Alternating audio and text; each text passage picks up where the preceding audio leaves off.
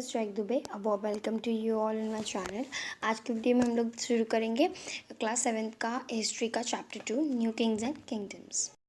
चलिए अब हम लोग यहाँ पर ये हमारा पार्ट 1 है क्योंकि हमारा थोड़ा चैप्टर बड़ा है, इसलिए क्योंकि मेरा जो वीडियो था कभी कभी बड़ा बन जाता है, इसीलिए मैं आपका ये वीडियो थोड़ा छोटा छोटा करके बनाना पसंद करूँगी। और फिर अगर आपको इसमें कोई प्रॉब्लम आती है प्लीज़ आप कमेंट सेक्शन में मुझे बता देना। चलिए शुरू करते हैं। हमारा सबसे पहला टॉपिक जो है हमारा न्यू किंग्स एंड किंगडम्स, जो चैप्टर 2 है क्लास 7th का। देखिए हमने मैनी न्यू डायनेस्टीज़ जो एमर्ज हुई थी क्लास 7th सेंचुरी में, हमने मैप 1 में देख लिया था ना, जो मेजर रूलिंग डायनेस्टी यहाँ पर डिफरेंट सब कॉन्टिनेंट में जो 7th एंड 12th सेंचुरी में जो लोगों ने रूल किया। ठीक है, ये देखिए तो यहाँ पर चोलास का ये है, इधर का जो पार्ट है ये डेक्कन का है, जितना पार्ट देख रहे हो। ठीक है, और यहाँ पर जो हमारा यहाँ पर ये राजपूतास ने किया है, चेरास ने, पांड्यास ने, चोलास का भी थोड़ा किंगडम बड़ा होता गया था आफ्टर दैट। तो ये देखिए इतना बड़ा किंगडम है चोलास का, ये देखिए, और बाद में बड़ा हुआ था। तो ये देखिए इधर राजपूतास का है और बहुत सारे इधर हमें दिए गए हैं, शामनाज, गुर्जर प्रतिहार, ये सारी चीज़ें हमें बताई गई हैं। तो यहाँ बताया गया कि जो न्यू डायनेस्टीज एमर्ज हुई थी उस समय पर 7th सेंचुरी में, तो मैप 1 में जो ये मैप 1 बना है उसमें हमें बताया गया है कि कौन कौन से डिफरेंट पार्ट्स में कौन से सब कॉन्टिनेंट बिटवीन में किसमें 7th एंड 12th सेंचुरी में कौन कौन से उसमें किया गया है। ठीक है, चलिए तो आके देख लेते हैं। तो इसमें क्या बताया गया था, एमर्जेंस ऑफ न्यू डायनेस्टीज़, मतलब एमर्जेंस क्या है, इतनी जल्दी क्यों आई थी न्यू डायनेस्टीज़ जो बन गई थी, न्यू डायनेस्टीज़ आ गई थी। ठीक है, अब देखिए यहाँ पर क्या बताया गया है,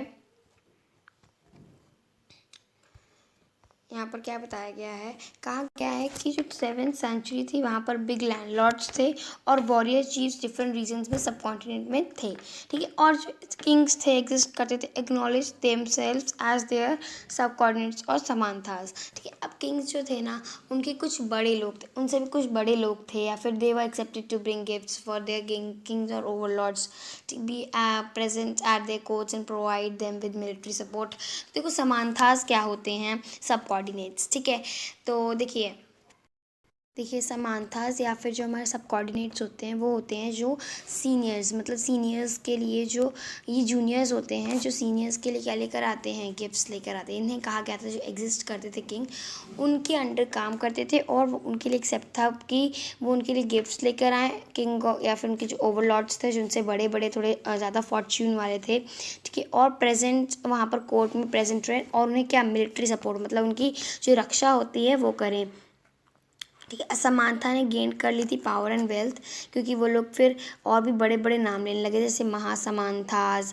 ठीक है, और भी बहुत बड़े बड़े उन लोगों ने नाम ले लिए थे, जैसे कि महासमानथास। ठीक है, mahamandaleshvara, the great lord of a circle और रीजन। ठीक है, तो यहाँ पर जो महासमानता और महामंडलेश्वर कहा गया तो उसका मतलब होता है कि अ ग्रेट लॉर्ड, एक सर्कल मतलब एक रीजन का ग्रेट लॉर्ड उसे हम कहते हैं। ठीक है, एंड सो ऑन, उन्होंने और भी अपने नाम रखे। Sometimes they asserted their independence from the overlords, कभी कभी जो समानथास होते थे, ठीक है, सब कोऑर्डिनेट्स जो होते थे जो काम करते थे अंडर, वो लोग कभी कभी इंडिपेंडेंस ले लेते थे ओवरलॉर्ड्स। ठीक है, मतलब उनके यहाँ पर उनके अंडर काम करना छोड़ देते थे। One such instance was that of the Rashtrakutas in Deccan. Initially there were subordinates to Chalukyas और ऑफ कर्नाटक। ठीक है, तो यहाँ पर एक इंस्टेंस, यहाँ पर एक घटना हुई है कि राष्ट्रकूटास थे ना डेक्कन में, उन्होंने इनिशियली क्या किया, सब कोऑर्डिनेट थे जो चालुक्यास के कर्नाटक में। तो यहाँ पर आप सबसे पहले देखेंगे जब, तो ये देखिए यहाँ पर, तो आप पहले यहाँ पर चालुक्यास देखिए कहाँ पर है, तो चालुक्यास। ठीक है, तो ये देखिए हमारे चालुक्यास ये रहे, तो ये जो थे ये कर्नाटक में है ना, ये दिख रहा है ना आपको।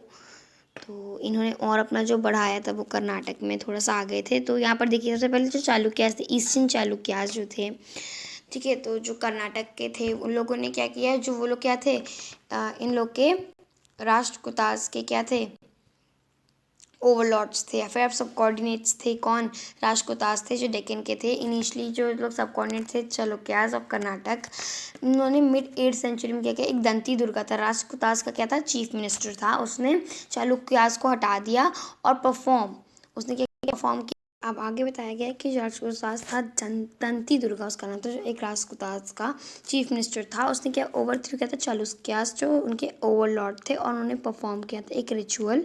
ठीक है, एक उन्होंने यज्ञ करवाया था, एक रिचुअल था, या फिर उनका जो होता होगा, जो उन लोगों ने यज्ञ होता है ना, इन सब चीज़ों को हम रिचुअल में क्लास 6 में इसको अच्छे से कवर करेंगे। तो अभी तो क्लास 6 की मैंने कोई वीडियो नहीं डाली, क्लास 7 थी, अभी मैं सोच रही हूँ पहले कवर कर लूँ। तो जब क्लास 6 में कवर करना शुरू करूँगी तो मैं आपके साथ कम्युनिटी में शेयर कर दूँगी। देखिए, हिरण्य गर्भ क्या होता है, जो हिरण्य गर्भ होता है लिटरली जो मतलब होता है गोल्डन वोम। हिरण्य मतलब हिरण्य मतलब यहाँ पर आपको होता है क्या गोल्ड, और गर्भ मतलब वोम मतलब कि जहाँ से रिचुअल परफॉर्म हुई थी उसका नाम यही रखा गया था। ठीक है, देखिए अब यहाँ पर क्या बताया गया है।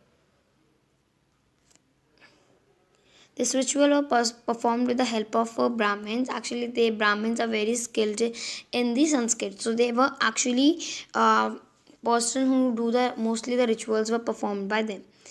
It was thought to lead the rebirth of the sacrificer as the Kshatriya, even if he was not one of by the birth.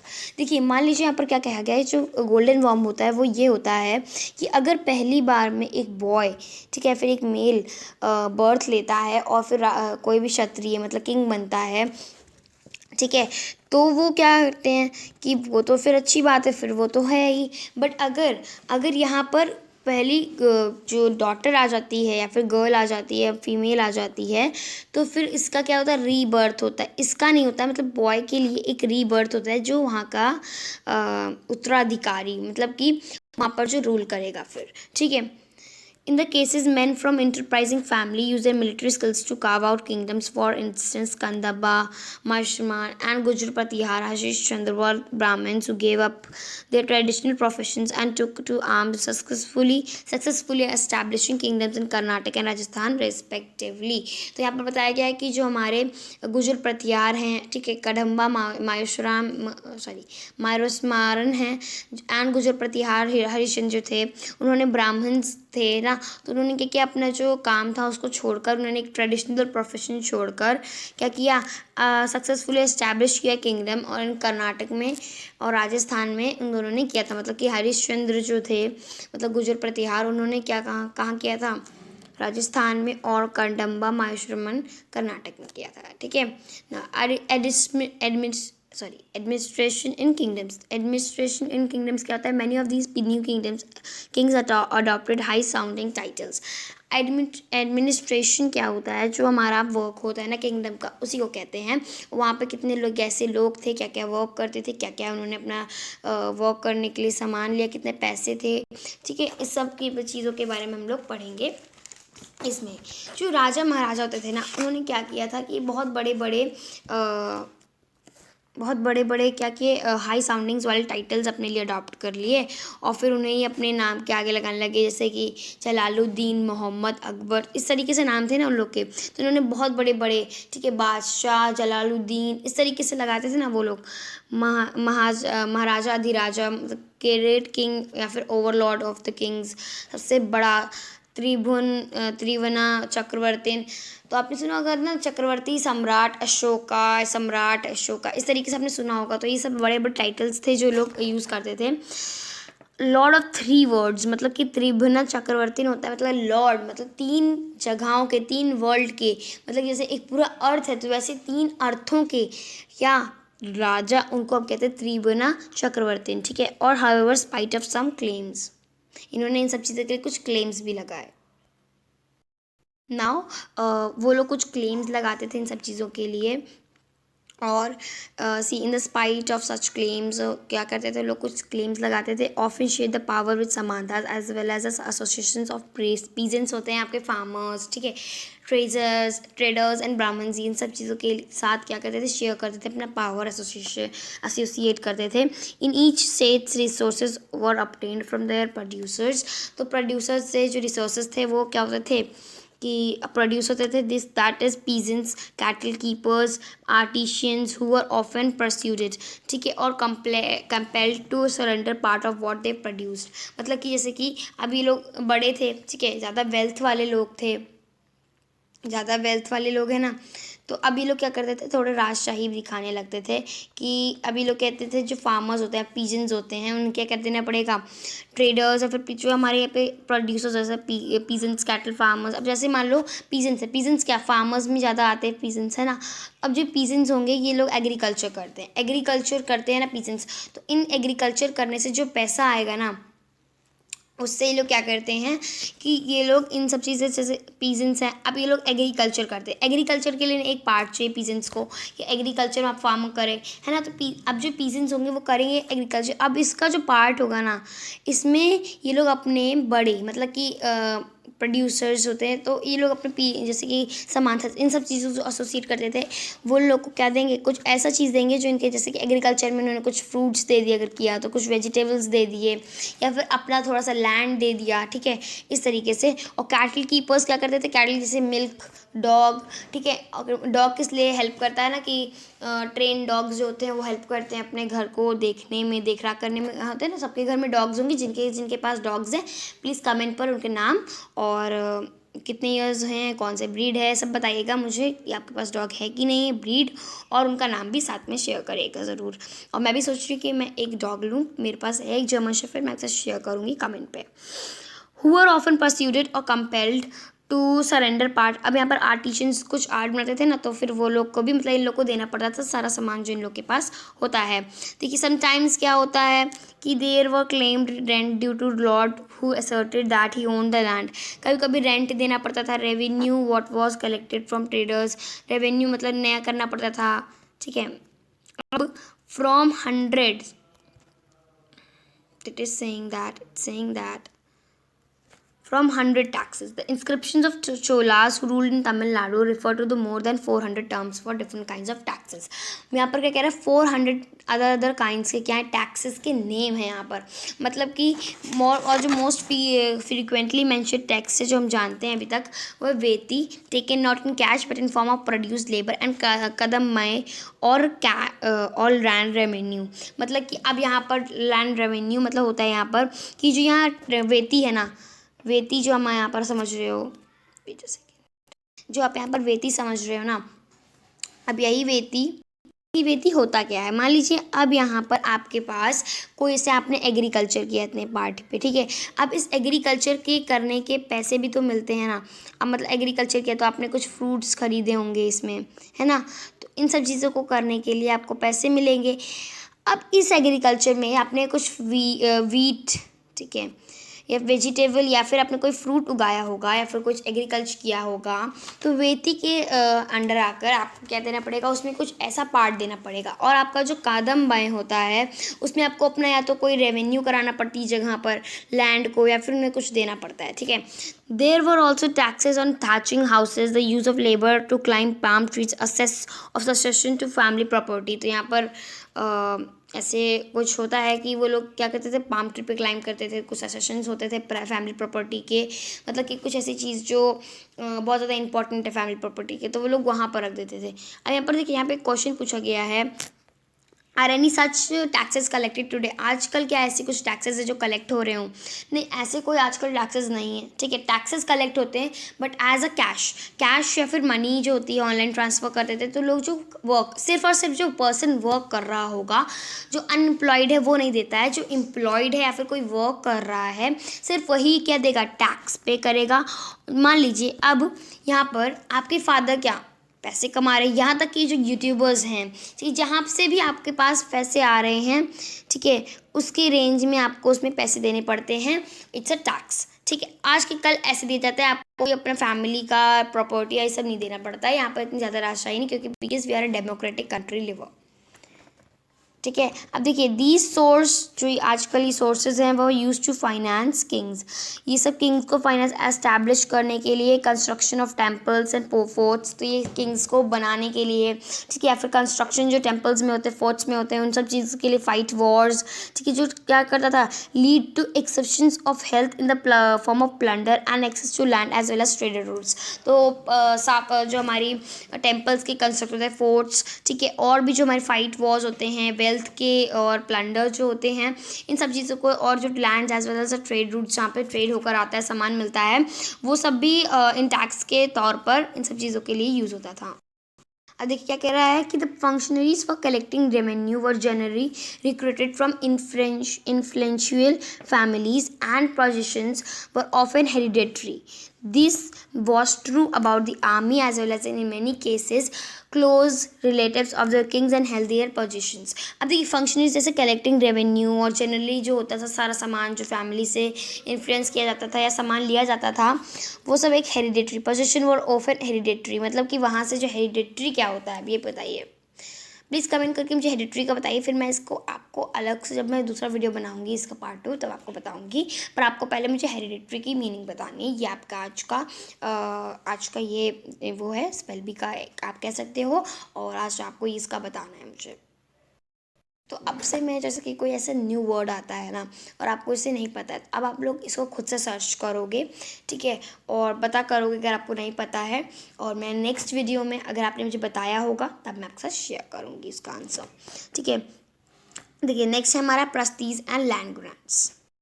Friends अभी हमने इतना पढ़ लिया है और अभी हम आगे का जो भी है इसको नेक्स्ट वीडियो में कवर करेंगे, क्योंकि ये वीडियो जो है पार्ट 2 में आपके साथ मिल जाएगा।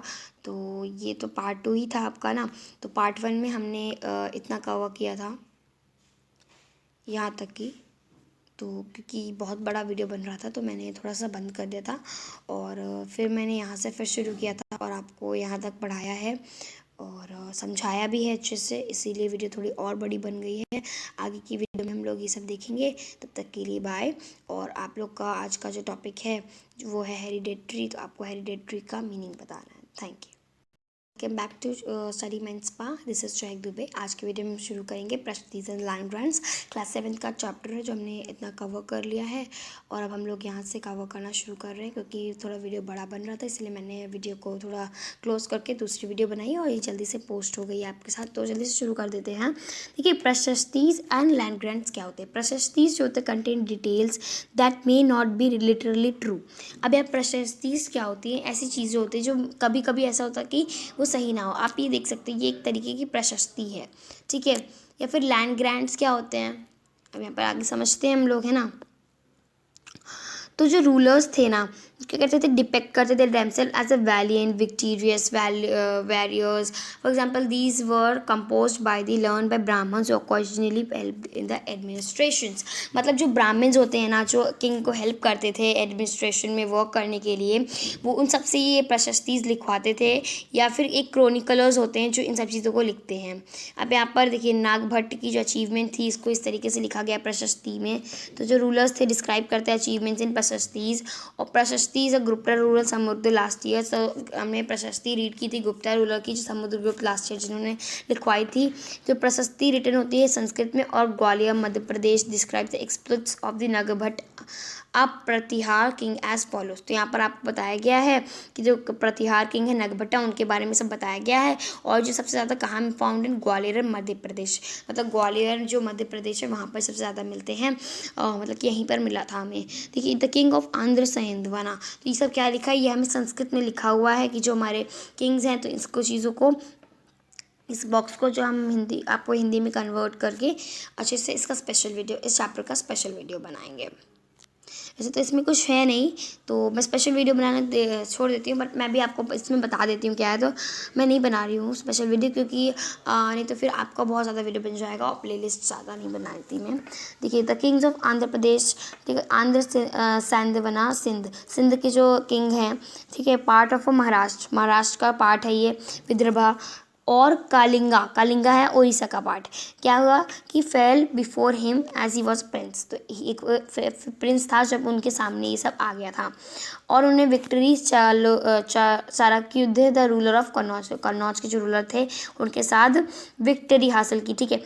और किंग जो वंगा के थे पार्ट ऑफ बंगाल, उनको अनर्ता पार्ट ऑफ गुजरात और इन सब चीज़ों को इन्होंने क्या किया था, हराया था, और बहुत सी चीज़ों में इनको विक्ट्री मिली थी।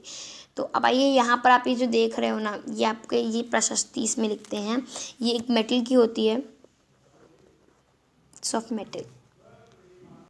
तो फ्रेंड्स आपने इस तरीके की प्रशस्तीज तो ज़रूर से ज़रूर देखी ही होंगी, है ना। जब आप जाते हो कहीं पर तो इस तरीके की प्रशस्ति होती हैं।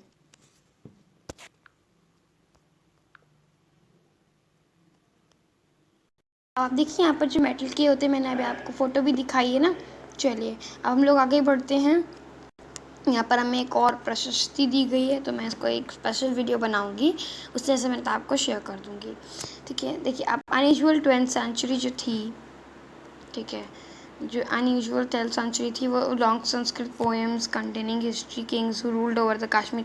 तो कश्मीर में ऑथर थे नेम्ड कालाहाना। ठीक है, उन्होंने वैरायटी ऑफ सोर्सेज संस्कृत में inscription documents eyewitness accounts and earlier histories जो थी उन्होंने लिखी थी। Unlike the writers of प्रशस्तिस, he was often critical about the rulers and their policies. वो भी क्रिटिकली बहुत ज़्यादा सख्त थे किस लिए, रूलर्स एंड उनकी पॉलिसीज से। ठीक है, चलिए अब हम लोग यहाँ वॉरफेयर और वेल्थ के बारे में डिस्कस करते हैं, और फिर हम इसके बाद ये नेक्स्ट वीडियो में a closer look to the Cholas देखेंगे। चलिए देखिए यहाँ पर क्या दिया गया है, वॉरफेयर फॉर हेल्थ। अब आपने नोटिस किया होगा कि each of these ruling dynasties were based in a specific region. ये लोग स्पेसिफिक रीजन से बेस करते थे और सेम टाइम में ट्राई करते थे कंट्रोल अदर एरियाज। कंट्रोल किसको, अदर एरियाज में सेम जगह पर बैठ कर ही क्या करते थे, ट्राई करते थे कि वो लोग एक ही जगह पर रूल कर सकें बहुत सारी जगहों पर। अब देखिए ये इन लोगों ने क्या किया, one particular prize area was city of Kannauj of the in the Ganga valley. तो यहाँ पर एक ऐसी जगह थी जिसका नाम है city of Kannauj in Ganga valley. Ganga valley में जो एक कन्नौज की सिटी है, बहुत प्यारी सी अच्छी सी थी। उस समय प्राइज एरिया था, सबसे ज़्यादा जो लोग उस पर रूल करने का पसंद करते थे। For centuries ruler belonging to the Gurjar Pratihara Rajputas and Pala dynasties fought for control over Kannauj. तो इतनी अच्छी जगह को देखकर कौन नहीं, लालच किसको नहीं आती है ना। तो देखिए यहाँ पर क्या कह रहा है कि जो डायनेस्टीज़ हैं उनके अंदर तीन राजा गुजर प्रतिहार राजपूतास एंड पाला डायनेस्टी तीनों ने फाउट किया था और because these were the parties in this long drawn conflict historians often describe it as tripartite struggle. देखो यहाँ पर क्योंकि थ्री पार्टाइट स्ट्रगल, ओके, क्योंकि यहाँ पर देखिए तीन पार्टियों ने क्या किया, एक कॉन्फ्लिक्ट हिस्टोरियन ऑफन डिस्क्राइब किया था। ठीक है, तो यहाँ पर तीन लोग गुजर प्रतिहार राजपूतास एंड पाला डायनेस्टीज जो थे उन्होंने फाइट किया। इट्स त्रिपटाइट स्ट्रगल, त्रिपटाइट स्ट्रगल, इसको हम त्रिपटाइट स्ट्रगल कहेंगे। अगर पूछा जाए कि त्रिपटाइट स्ट्रगल में ऐसी कौन कौन सी पार्टीज थी, तो देयर वर थ्री पार्टीज, गुजर प्रतिहार, ओके, राजपूतास एंड पाला डायनेस्टीज थी। ठीक है, तो इसको लर्न कर लीजिएगा, ये बहुत ज़्यादा इंपॉर्टेंट है। As you will see page number 60 to 66, rulers also tried to demonstrate their power and resources by building large temples. So when they attacked one another kingdoms, they often choose the target temples which were sometimes extremely rich. तो कभी कभी जो temples थे वो बहुत ज़्यादा extremely, मतलब बहुत ज़्यादा पैसे वाले temples होते थे जिसमें बहुत ज़्यादा पैसे खर्च किए गए हों, वैसे temples होते थे, है ना। तो इसीलिए वो लोग बहुत ज़्यादा पैसा खर्च करके लड़ाई करते थे, है ना, कि उनके पास रिसोर्स आना चाहिए, बिल्डिंग आनी चाहिए, लार्ज आना चाहिए। तो उनका एक टारगेट था, एक टेम्पल कि जो एक्सट्रीमली रिच था। तो चैप्टर 5 में हम लोग इसके बारे में डिस्कस करेंगे। देखिए एक बेस्ट सच रूलर सुल्तान मोहम्मद गजनी अफ़गानिस्तान से जो आया था, उन्होंने 1997 to 1030 तक रूल किया था and extended control over parts of Central Asia, Iran and northern north west part of subcontinent. He raided the subcontinent almost every year. His target were wealthy temples, including that of Somnath, Gujarat. But wealth Muhammad carried away was used to create a splendid capital city of Ghazni. अब देखिए गजनी क्यों, क्योंकि वो क्या था, वहाँ का एक रहने वाला था। और आपने जब भी आप किसी मुस्लिम को देखोगे तो वहाँ पर वो कहते हैं जहाँ पे वो रहते हैं या फिर जहाँ पर भी वो उनका स्थान है रहने का, वो उनको देवता समझते हैं और वहाँ के लिए वो लोग कुछ भी कर सकते हैं। जैसे हम लोग भारत के रहने वाले हैं तो हम भारत के लिए कुछ भी कर सकते हैं। ऐसे जो मुस्लिम्स होते थे उन लोग का कहना है कि जो वो लोग रहते हैं जहाँ पर, ठीक है, तो उनको वहाँ का वो लोग वहाँ के लिए कुछ भी कर सकते हैं। और जो हमारा ये जिसने अफ़गानिस्तान से मोहम्मद गजनी आए थे, उन्होंने क्या किया था, 1997 तक उन्होंने रूल किया और control over part of central. और उनका क्या था, टारगेट था वेल्दी टेम्पल, जो पैसे वाले टेम्पल जिसमें बहुत अच्छे से, जैसे सोमनाथ टेम्पल गुजरात में है। अभी भी आप गुजरात जाओगे तो it's a very big it's, पर अभी तो आपको इतना अच्छे से नहीं दिखेगा। I have visited and was too good. Okay ना, देखिए क्या कह रहा है, Sultan Mohammad was also interested in finding out more about the people he conquered and interested a scholar named Al Biruni to write and chronicler. See, he was a chronicler actually. He's a chronicler. He was a scholar. Okay, an account of subcontinent. उन्होंने subcontinent के बारे में और जानने के लिए Arabic में लिखवाया था. नोन एज किताबुल दीन हिंद. किताब उल दीन हिंद, क्योंकि किताबुल हिंद मतलब है यहाँ पर किताब, मतलब जो बुक है ना, कहाँ की, हिंद की, हिंदुस्तान की. Remains an important resource for historians. He consulted Sanskrit scholars to prepare this account. तो इन्होंने संस्कृत जो स्कॉलर्स होते हैं, ठीक है, उनसे इन्होंने कहा था करने के लिए. Other kings who engaged in the warfare included the Chahamanas, later known as the Chauhans. ठीक है, Chahamanas जिन्हें हम पहले कहते थे वो चौहान्स कहलाए. Who ruled over the region around Delhi and Ajmer. They attempted to expand their control to the west and east when they were opposed by the Chalukyas. ठीक है, तो यहाँ पर जो दिल्ली एरिया अजमेर था, वहाँ पर जिन लोगों ने रूल किया, उसके बाद क्या हुआ, जो वेस्ट में, जो हमारे ईस्ट में अपोज थे चालुक्यास के, गुजरात एंड कार्डवाल्स में of the western Uttar Pradesh में था ये सब. तो बेस्ट नोन कहाँ, किसको बेस्ट नोन कहा गया? चहामनास रूलर वॉज पृथ्वीराज थ्री. आपने सुना होगा पृथ्वीराज चौहान के बारे में. 1168-1192 who defeated an Afghan ruler named Sultan Muhammad Ghori in 1101 but lost him very next year in 1992. ठीक है, तो 1992 में किया था उन्होंने, जो इनके बारे में हम जानते ही होंगे, सुल्तान थे मोहम्मद गौरी, जो उन्होंने उनको मारने के बाद पृथ्वीराज चौहान ने, आप पृथ्वीराज की चौहान की जो स्टोरी है आप लोग प्लीज़ जाकर देखिए. It's a very nice story. मैंने देखी है एंड मैं पूरा प्रॉमिस करके कह सकती हूँ कि इट्स वेरी नाइस स्टोरी. और इनकी जो लाइफ है उसमें उनकी वाइफ, उनकी फैमिली जो है, उनके बारे में बताया गया है. तो फिल्म का नाम तो नहीं पता, I have seen it in an animated video. तो आप भी देख सकते हो क्योंकि ये बहुत ज़्यादा इम्पॉर्टेंट नहीं है. If you want to see it's can be seen by you all. तो देखिए यहाँ पर सुल्तान क्या होता है, it's an Arabic term meaning ruler. ठीक है, और यहाँ पर ये देखिए, तो अभी हम आगे इस चीज़ों के बारे में समझेंगे. तब तक के लिए बाय. और अभी हम लोग यहाँ पर आकर, इतना मेरा अच्छा है टॉपिक कवर करने के लिए, तो नेक्स्ट वीडियो में हम लोग इसको पक्का सा क्लियर करेंगे. Thank you.